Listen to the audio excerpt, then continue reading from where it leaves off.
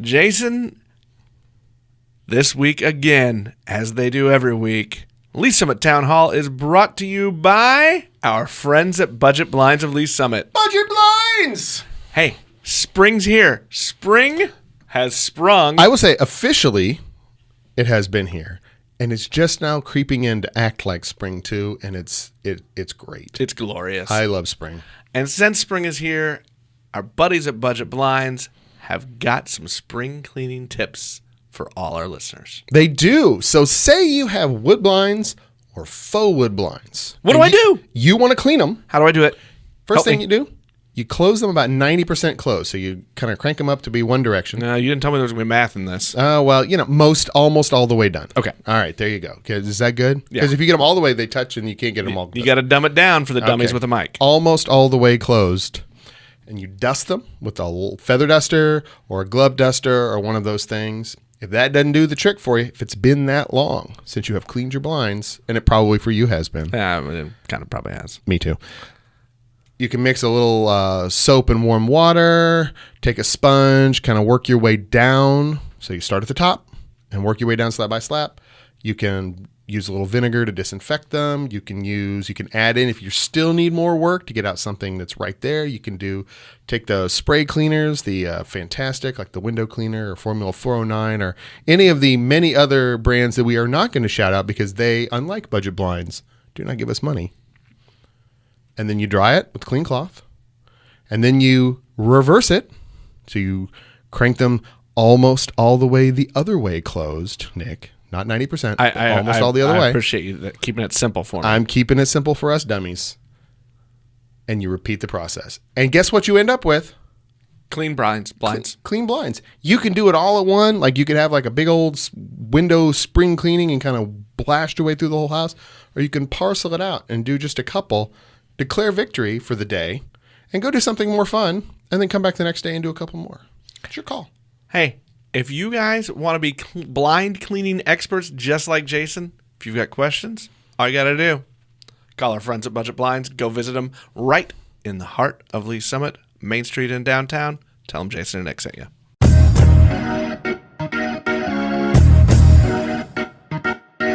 Hello and welcome to Lee Summit Town Hall, a Link to Lee Summit podcast. I am your host, Nick Parker. This week's Friday conversation was a little bit weird. I got to admit, it was something strange, something I have never done before. I interviewed my wife. I interviewed Stephanie Parker. That was a strange crossing of worlds for me as I attempted to talk to her from the perspective of the reporter and the interviewer, and it was a very personal topic for us. And to do it with my professional hat was a little bit weird. We did this interview for a reason. One, we have a big event coming up Saturday, April 20th in downtown Lee Summit from 11 to 5, so right after the Bunny Hop Parade. We are doing this event and we did this interview because this week we are celebrating her 5-year cancer-free anniversary. That's right, Stephanie Parker, a 5-year breast cancer survivor. We are very, very excited, and she wanted to celebrate this anniversary with not just a party, but an event to help other people to raise awareness about cancer and to help some others maybe get some early detection. So I'm going to let her tell you about this event. I want to give a little bit disclaimer and apology if you're watching this on video. As I was struggling to be the professional as we talked, I forgot to switch the cameras back and forth a couple times between the two of us. So I apologize for that, but that just goes to show how strange it was for me to mix these two worlds. I hope that you will find our conversation informative about the upcoming event. I hope you will find her story enlightening and maybe a little inspiring because, in my opinion, she's a rock star. Here is our Friday conversation. With me is Mrs. Link to Lee Summit, also known as, you get an AKA. Nice. Stephanie Parker. Hello. Welcome, honey, to my professional domain. I know, this is very strange. Is this as weird for you as it is for me? I think it is. It is, yeah. We just came up with this idea that you were going to do it. You told me a few weeks ago that you were ready to sit down and talk. You are celebrating right now. I'm going to say we are. Yeah, we But, definitely but, we. But really, it's all about you. We are celebrating your 5-year cancer-free anniversary. That's weird. You are a breast cancer survivor. Yes. And to do that, you came to me several months ago and said, I don't want just a party all about me. No. You wanted to do something good for other people. Yes. And you wanted to raise awareness. So I forced you to sit down in my studio Yes. and talk with me so that we could talk about an event coming up from 11 to 5, April 20th, in the parking lot in front of Bridge Space in downtown Lee Summit. The Live Next Yes. So Cancer excited. Awareness Event. Yes. You have the mobile mammogram bus. Yes. Isn't that fantastic? You have music, Music. food, Yes. games. Yes. There's going to be dermatologists for skin screenings. Fantastic. So this whole thing, Live Next, is a weird, it's not the catchy name I think that a lot of cancer awarenesses have. And there's a No. story behind it. So the reason really I wanted you to come on and help us promote this event that's all about you. I'm trying to earn It's some. not I'm- all about me. I'm but trying to okay. earn some marriage brownie points. Yeah. What is next? Why live next? That word has a lot of meaning to you. It's tattooed on your arm, It is. which was maybe right around No. your 1 year when you got that. It was right after the 1 year because I said as soon as I can get to 1 year, I'm going to get a tattoo. That's going to be the thing I Which do. for people that don't know us, that in itself Right, that's was, why I kinda was laugh. a change in our personalities. Yes. But you know what? When you are given scars throughout all that, you're given all these marks and everybody's poked you and everything taken over your body, you have one final control of your own. And so that's what I thought the tattoo would be.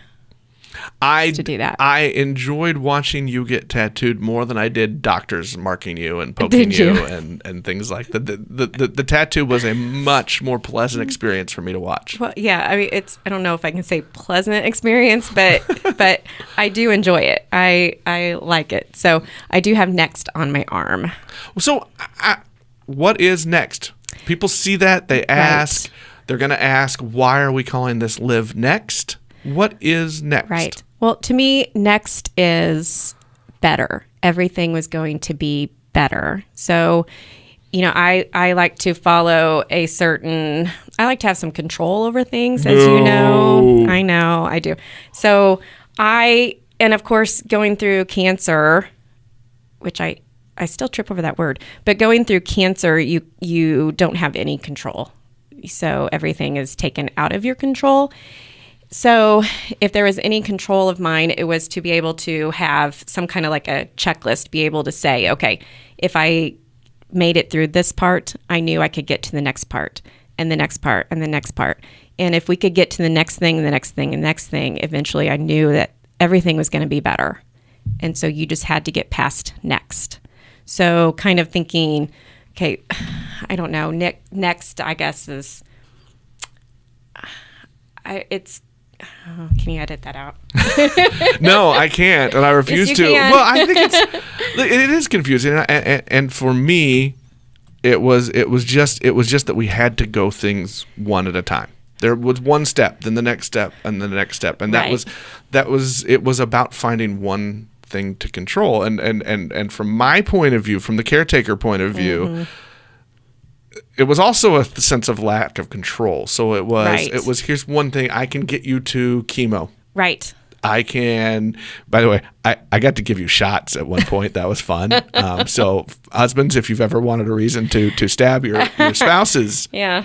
Well, this isn't a fun way to do No. it, but we made jokes about that. That was fun. But I mean, Right. you know, it was here's one thing I can do, that I can participate. I can have a sense of control. Right. And I think for you, it was, if I get through this, Right. I get to the next thing, and that's one step closer to being finished. Right. And you did not want to focus on the finish line, which was almost 2 years after diagnosis, Right. you wanted to focus on the next thing. And for people that know you, they know you love lists and you really love directions and following directions. I do, which so for I you, have to do a lot of, but for you, this was a long list of directions to do. yes, too many. But, next is saying, okay, what can I look forward to? What can I get to? And to me, next is the ultimate, and you didn't know, I didn't want to count on too much, trying to see too much of the future, because I knew that would be a little bit rough to do. So if I could just see, okay, I can conquer this part. I can conquer I could conquer the first chemo. I could get past the fourth chemo. I could get past chemo altogether.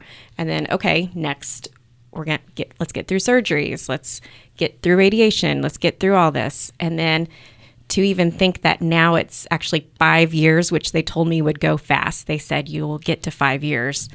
It was hard to see, but I've gotten there. And I think so. Live next is being able to figure out, okay, your new life. You have a new life. You have a new way of living, and really appreciating everything you've gone through with that next. I've tried to explain to people how that new way of living is. And it's hard, and it seems cliche to me, but is.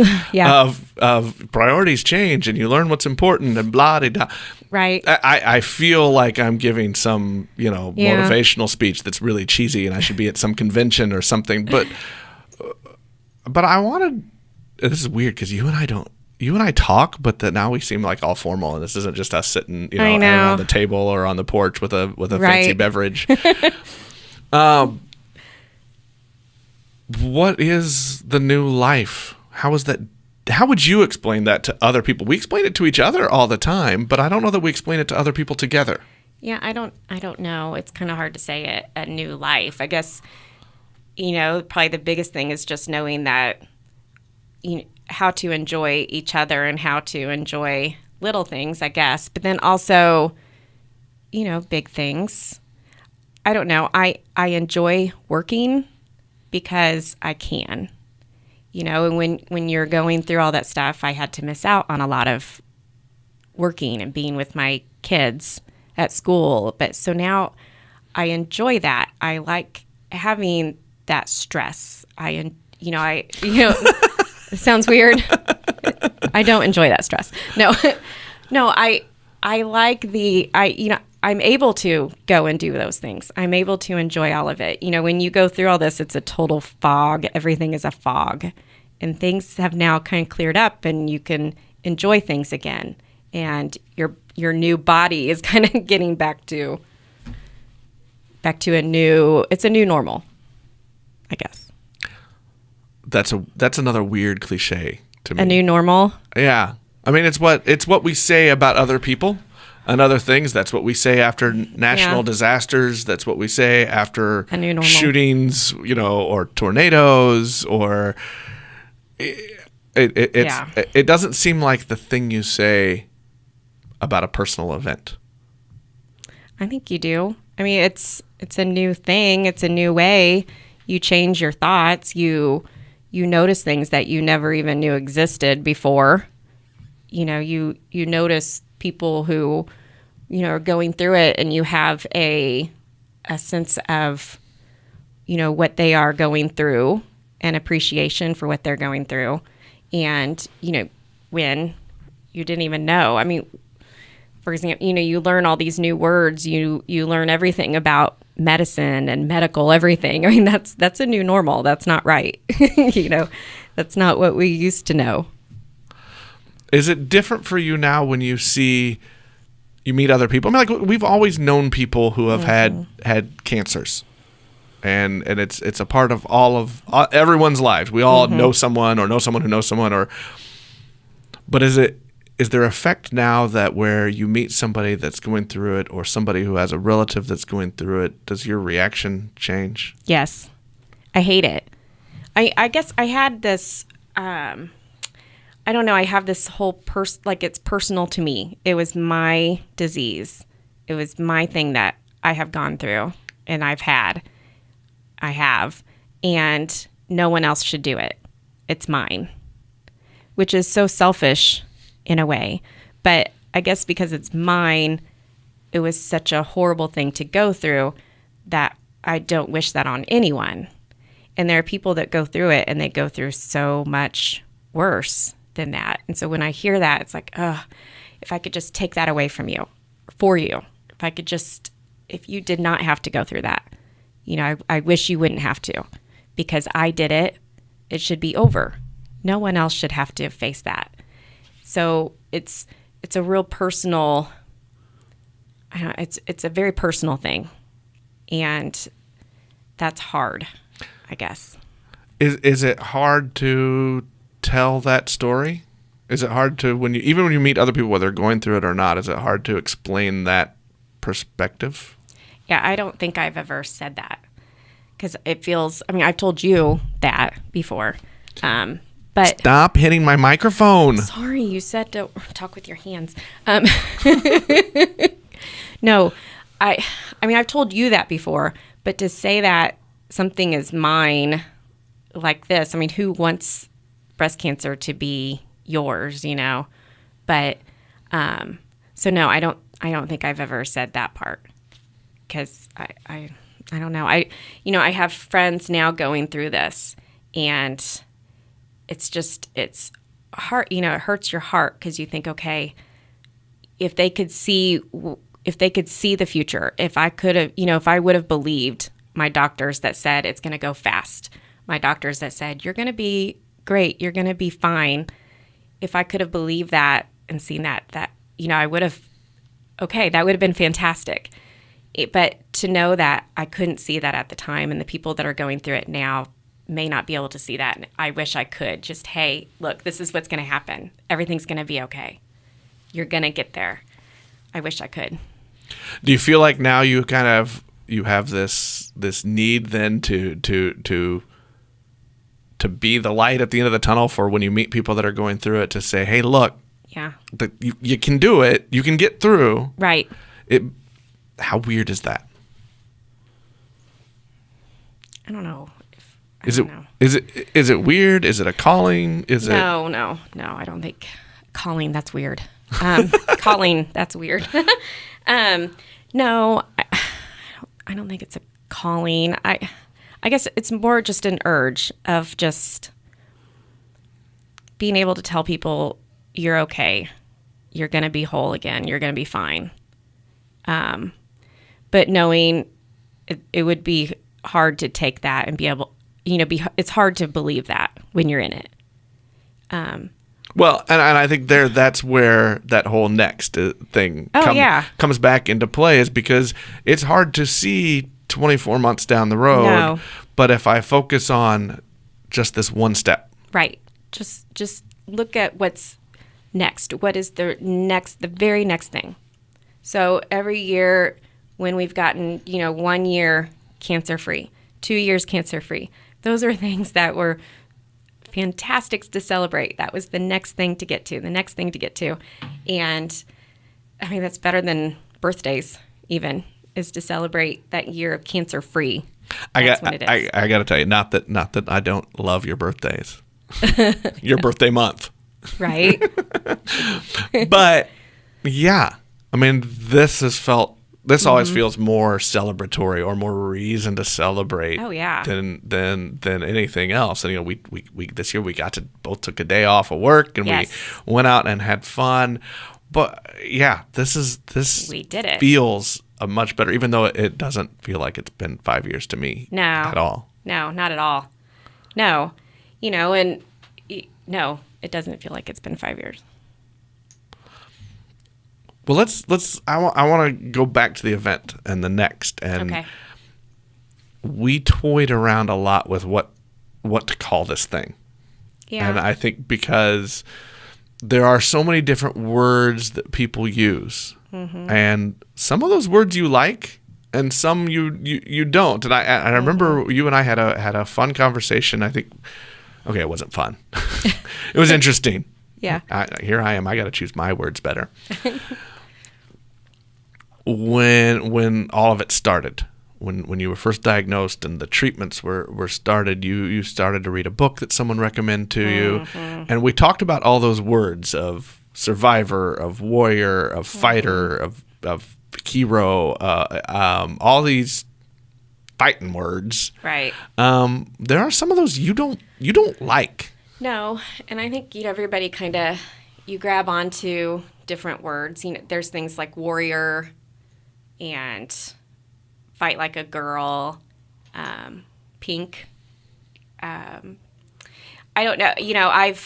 The things that I have accepted or the things that I don't mind. I like the idea of survivor. Our doctor told us that, once you're diagnosed, you're considered a survivor. The second you're diagnosed. Yeah, that was weird when she said that to you, because that was Yes. your first or second chemo treatment? Yes. You're a survivor. The second you're diagnosed, you're a survivor. You're considered cured after the surgery, which, she thought, which Dr. Graff, that's our doctor who at Menorah, amazing, amazing woman who, and really all of our doctors, they were amazing for us. Here's one thing we learned. Kansas City has rock stars in the cancer world. Rock star doctors, and Dr. Stephanie Yes. Graff through Menorah and the Sarah Cannon Cancer Center. Amazing. She led that team, and I'm unable right now I know. to think of all the doctors' names, because you had a team. Yes, Dr. Of Canova, Dr. Graff, Dr. McCroskey. I hope I'm saying that correctly. They were just a huge team of doctors. And then the chemo ward, the nurses in there, they're angels, just amazing. But Dr. Graff had said, you are a survivor when you are diagnosed, which I never realized that. I thought survivor means that you are over everything. You're done. That would be a survivor. But, when you think about it, yeah, you're right. You're not a survivor unless, you're diagnosed. It's been found. We can get help for you now, kind of thing. That's what the survivor meant. And then you were cured when you had surgery. So, which Dr. Graff also joked that, the surgeon's got all the gets credit. glory. So, but no, you're cured after surgery. So I like that. But survivor is good for me. Survivor I like. I don't mind the pink. Pink became a new adopted color, kind of thrown at us. Yeah, we have more pink in our house now than we had Ever in the did. first 10, 15 years of our marriage. Exactly. So, but that's fine with me. But then there are other ones like warrior. I mean, I incredible muscles I have, I'm sure, but definitely not a warrior. I'm not a warrior out there. I don't know. Just warrior just doesn't fit me, and I don't care for it for myself. Fight like a girl. I don't know. I feel like I could fight like a guy. I could fight however I want to, but that one I just never cared for. So I think it kind of just depends on who how you take things and what works for you, and whatever works for you, you take. That book that you said, it was ABCs of Breast Cancer by, she was a reporter on NPR. I'll have to look up. Sorry, I hit your mic again. But an incredible book that spoke to me, and something that I would read, an alphabet at a time, an alphabet letter at a time. That really, it worked for me. She said exactly what was in my head, exactly what I was feeling. What were some things in that struck with you? Do you remember some of those chapters or excerpts that kind of really connected? Gosh, trying to remember. A lot of it was, no, we're going to have to come back to that. I cannot remember right now. It was things that I thought I was the only one going through, but to read what she wrote, it was written in a way that, oh, I'm not the only one going through this, that other people know exactly how I'm feeling, because it's a pretty lonely time, which is weird because you have all the support in the world. You have your family, you have extended family, you have friends, you have coworkers, you have everybody around you that are supporting you. But when it comes down to it, it can be a really lonely thing too, because that's it. You're the one that's doing the treatments. You're the one that's having to fight the whole time, And so it can be pretty lonely. So when you find somebody that can speak with the words that you're trying to speak, which you can tell I'm having a hard time doing that, it's something to grab onto. And that was definitely a book that I really enjoyed.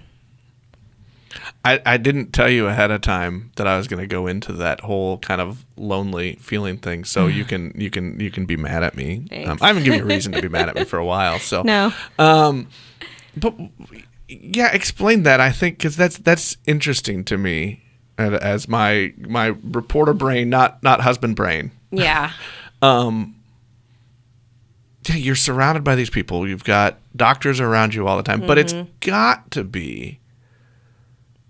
Especially, look, you don't like people helping you. No. You are very independent. You like to tackle things and solve problems and puzzles all on your own. You like to prove how awesome you are, and you are awesome. Thanks. But that has to also be a very weird feeling, in that you're surrounded by all these people. And I'm pretty sure that we probably smothered you with our attention a lot. But to be surrounded by all these people love you and are trying to do whatever they can. Right. But you probably felt like you were in a very foggy bubble. It was very foggy, and it was a bubble, and a weird tunnel of just no one else can get in this to understand exactly what it is. And, you don't until you go through it, I guess, And so I think, that's why, people that are going through it, you get that. You understand. You have all these people that my gosh, all the people that gave us food and would come over and clean for us and do all, that was amazing and stuff. And so, you're right. You don't think that you'd be lonely during that time, but it's really, you're the only one that feels all of it. And it's a lot of just those emotional scars that I know it's really hard to explain how lonely. Well, it's hard. I don't know. All of us like to show our independence and our ability to be strong, right? Everybody wants to be strong. And I was just thinking about, while you were saying that, I was thinking about the joke I made about giving you shots. Mm-hmm. That had to be really hard for you to give in, and I'm going to let my husband give me a shot. Right. And do all of these things that I feel like I should. Not even just the medicine, but do all of these things that I feel like I should be able to take care of myself, and I'm not. And you had to do a lot of surrendering. I had to do a lot of surrendering because there's a lot of things that you had to do for me. A lot of things. And by the way, the only one I can remember are the shots. Really? There was so much that you had to do for me. Well, so many different surgeries. It's not just chemo and radiation you go through.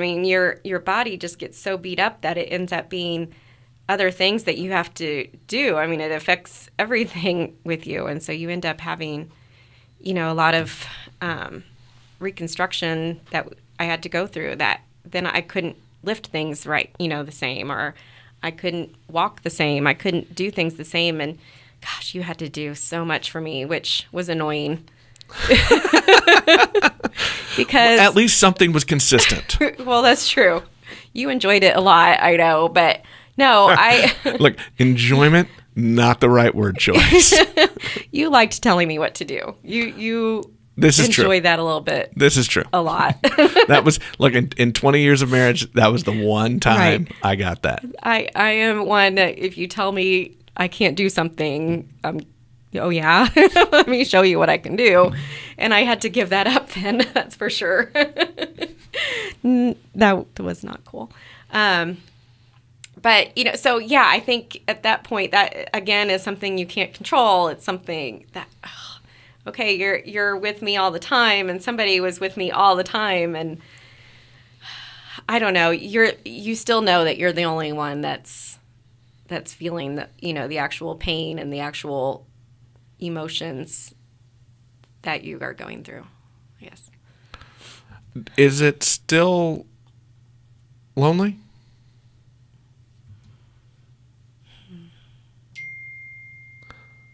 Somebody didn't turn You did off not their turn off their phone. Yeah, it can be. I think it can be. It's better now. I mean, it was, yeah, and I think I'm starting to, it kind of, sorry, I'm tripping over my words.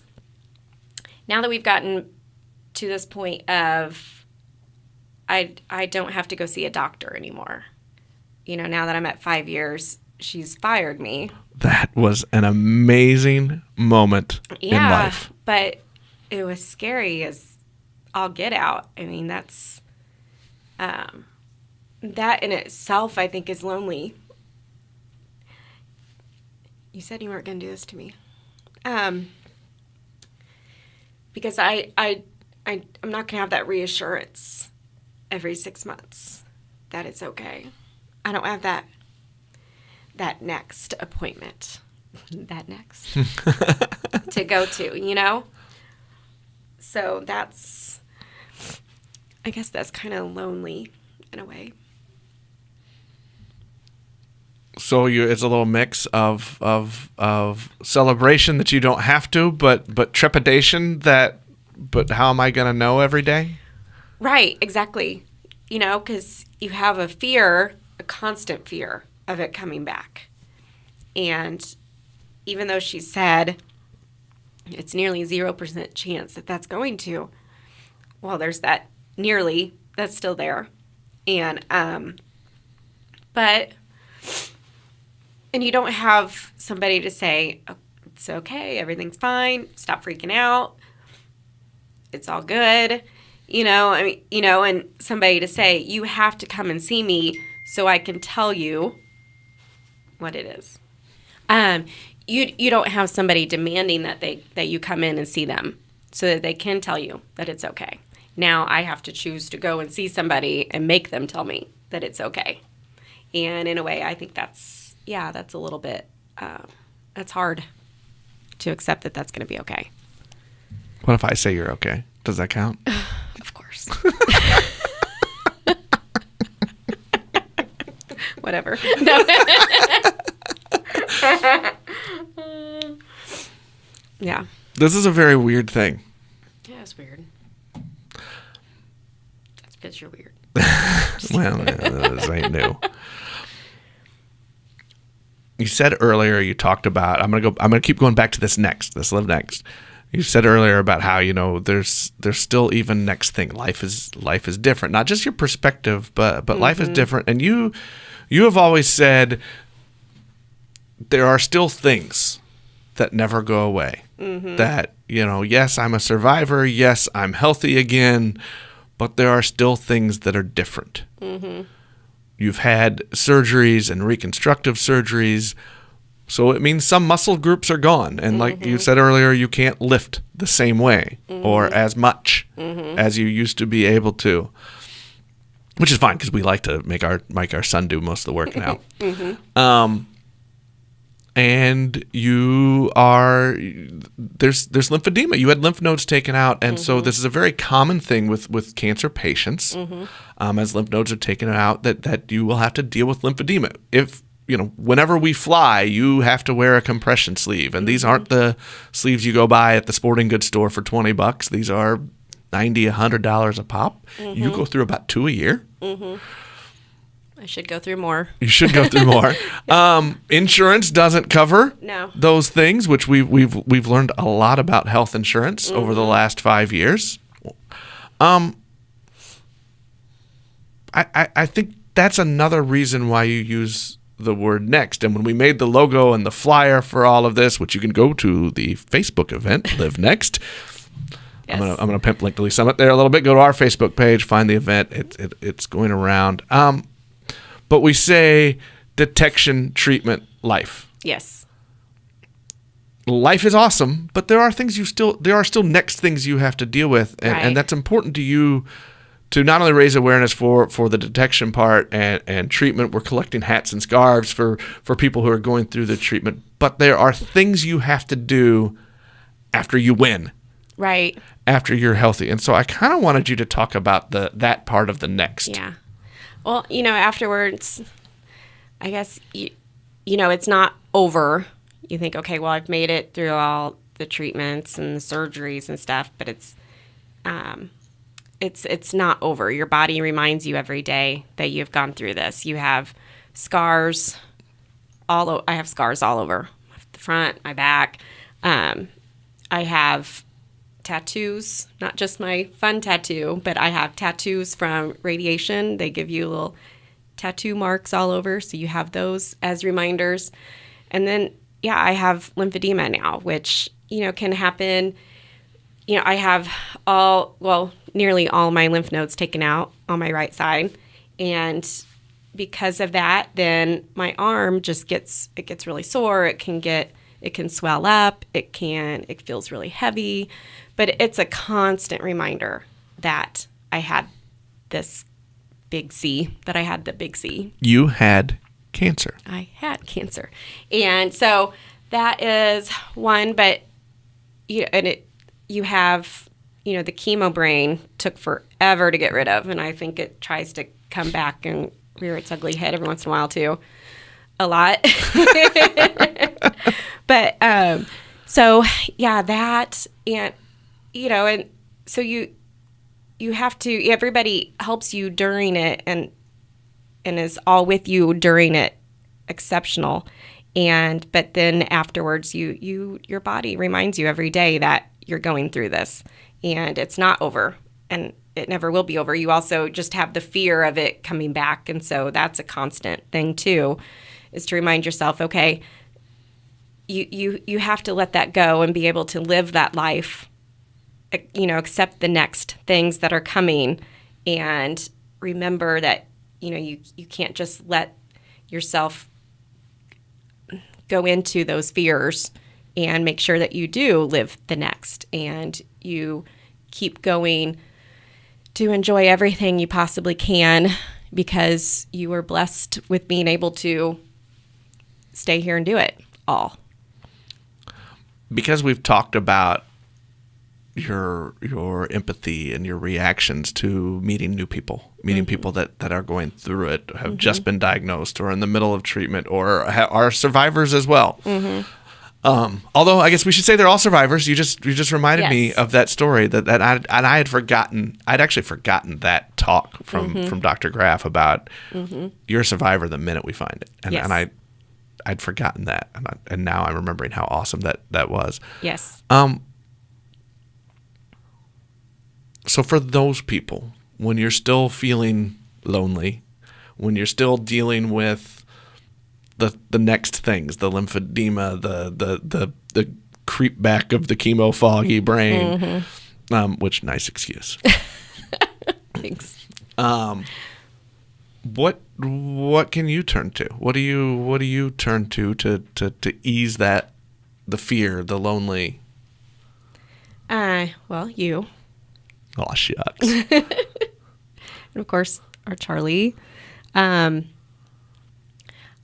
friends. We had dear friends. And I just have to, and making plans, making those lists. Okay, so that it was scary, telling yourself, it was scary, but you did it. You got it. You got to the next. And I have to talk myself out of it. And it's just a lot of that self-talk and that breathing just to get out of it, get out of the funk, and know that, you know what? No, I did it. We did it. We got out of it. And there's a reason why we've made it now 5 years, and this really is real. It really is okay. And now I can actually say, to others too, it really truly will be okay. You will be okay. And But, sometimes I think, I tried groups, and I know there are groups out there that you can go and talk to, support groups and things. It didn't quite work for me, but I know for some people it would work, and they should try it out. And because, talking to others who are going through it, sometimes even or even that are past it, and you realize, oh, we have those same weird aches and pains, the same things. And so, okay, it is kind of normal. That is okay. And yeah, it's, I don't know, that's what gets you out. I mean, just to realize you've got to make those plans, and you've got to, what can you do next and live that life that's not breast cancer, but live the life that's after it and keep going. I'm trying to think of something awesome, like, great words to wrap up and finish it. And I've got nothing, because that was pretty awesome. Thanks. And this is the most surreal interview I've ever done in my life. And it's probably going to be one you're going to have to edit a lot. Be like, okay, gosh, she was terrible. Remind me not to do her again. So I'm going to go back to the basics of journalism. Let's go one more time. Your event to celebrate and to help other people find their next. Yes. So come out and see us. So, yes. Are we going to say that? Go ahead and say it. Do you want me to say it? Okay. So April 20th here at Bridge Space in the front. So excited to have the Komen mammogram bus. I mean, that's awesome. So you can, if you are underinsured, you can get mammograms without having to pay for them, right? Yes. If you are 40 or over, and you are uninsured, go ahead and schedule. There's information on the Facebook page. We've got some flyers that'll be kind of going around town. If you do, but we have a grant. We will help you. We will get it paid for. Yes, and but also if you do have insurance, then plan on getting one. If you are not going to get a mammogram, come by anyway, and we'll have some vendors out, right? Yeah. A couple of food vendor things going on. Look, guys, music. We have cinnamon rolls from Neighborhood Cafe. Sweet. Sorry. Charlie would appreciate my pun. Yeah. Or what you just did. Yes. And Charlie wants to put on some games. So he came up with idea for games. So bring the kids to, which is fantastic. It'll be the same day as the bunny hop. So come on up the street from the bunny hop, see us, come in that parking lot. We'll be there. And if you have concerns about skin cancer, we've got a dermatologist or two on hand that will do. They're donating their time and their service. So for free, come get your skin checked out. Which is to do that myself. Which is very personal on my side of the family. My father died of melanoma in the 80s. Yes. So here's the thing. This is for everyone. We'll have skin screenings. We'll have mammograms. Yes. We'll have food. We'll have music. We'll have games. We're gonna have a good time while raising awareness. Yes. And collecting hats and scarves. We're gonna make some donations to local treatment centers. Probably going to go over to Menorah with some of those because they were awesome for you, and I will never, ever, ever, ever be able to thank those people enough. No, I know. There's just no way to do it. Yes, bring your hats and scarves. That's a huge thing. That would be wonderful. So, then also just stop by, say hi. I'm really excited. It'll be fun. Stop by, say hi, give the missus a high five. She deserves it. She's pretty awesome. I want to finish. I want to finish one thing. Here's another thing I didn't tell you I was going to do. Oh, goodness. You, at some urging from me, you did a little writing about next and what it meant. Yeah. So I'm going to ask you to read the first part of that for people, because I think it really. I think it says a lot as to what that word means to you, why we are calling this Live Next, and why we continue to use that word that we may or may not have stolen from a famous TV writer. We're not gonna admit to it right now. Yeah, well, it wasn't just for that. Yeah, exactly. But yeah, it happens to be. Maybe he took it from us. Okay. Next. So next to me means after, then, looking forward. Looking forward to. I made it. I did it. We did it. So I have next on my arm, it was my word, our word for what made sense in respect to facing what I had to do to be well. I had breast cancer. I still struggle to say it out loud. It gets stuck in the back of my throat. I trip over the words when I say them, and I don't say it often. It's something I struggle even today to accept. Something that never seemed real in a way, I guess. But it couldn't have been more real. For it being something I struggled to make real and still do, it's something that is mine. Why I would want something to be mine that I hardly even recognize is a really strange feeling. However, there are so many people that I've known to be diagnosed to be fighting this disease. When I hear of someone being diagnosed, it breaks me. It stops me in my tracks. I don't think anyone should go through it. I did it. It should never be over. It's done. That doesn't make sense, even when what I went through is nothing compared to what others have faced and are facing now. It's a terrible, terrible club to be part of, for sure. I've never thought of what I went through as a story. You know, so many times they ask you what your story is, and I have a hard time with that. A story has a beginning, it has a middle, it has an end. But I don't have an end to this because this is something that will forever be part of me. Daily aches and pains, scars, radiation, tattoos are all physical reminders. Emotional scars that cause anxiety, fear, worry, dates that pop up in the calendar and on Facebook to remind me what happened. These are all ways that say a story isn't over. Plus, I love stories. I love reading stories. I'd rather think of this as a journey, a major life lesson, a huge life lesson. Major life lesson. That's what next is to me. Well, thank you, my sweet, for obliging me. You're so welcome. For sitting down with me for this weird interview, but also for being the awesome survivor you are. Thank you. And for coming up with this idea to maybe do a little good and help some others. Yes. With the next part of their life. Yes. So we will see everyone on April 20th from 11 to 5 in front of Bridge Space in downtown Lee Summit. Yes, live next. Live next, and you can subscribe to Lee Summit Town Hall. Yes. On Apple Podcasts, Google Podcasts, whatever your favorite flavor is. Subscribe. Catch us every Monday, Wednesday, and Friday. We will talk to everyone on Monday. Yes. Jason, our other awesome sponsor, Shred. Shred Casey.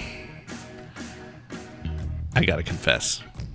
I gotta make a confession. I'm doing this publicly, like I'm doing everything else. You know, I would note for the record you've already confessed this earlier in the podcast, but you do you. Well, you know, look, I've been bragging a lot about myself as we talk about Shred, but I gotta make a confession too. I drank beer, a decent amount of beer. We ate at a food truck.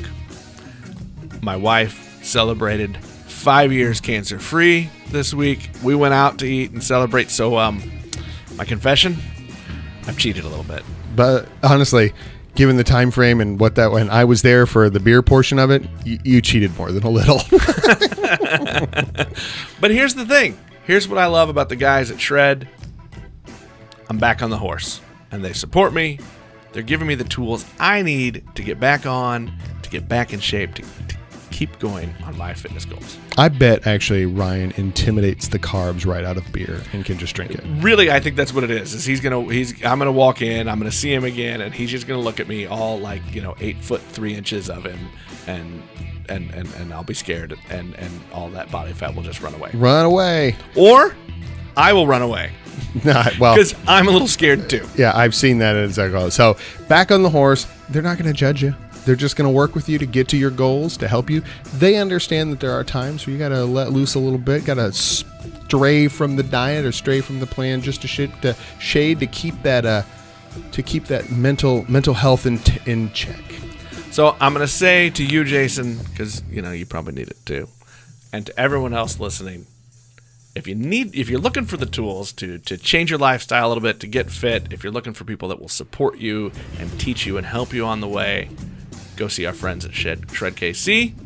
You can find them, shredkc.com. Tell them Jason and Nick sent you.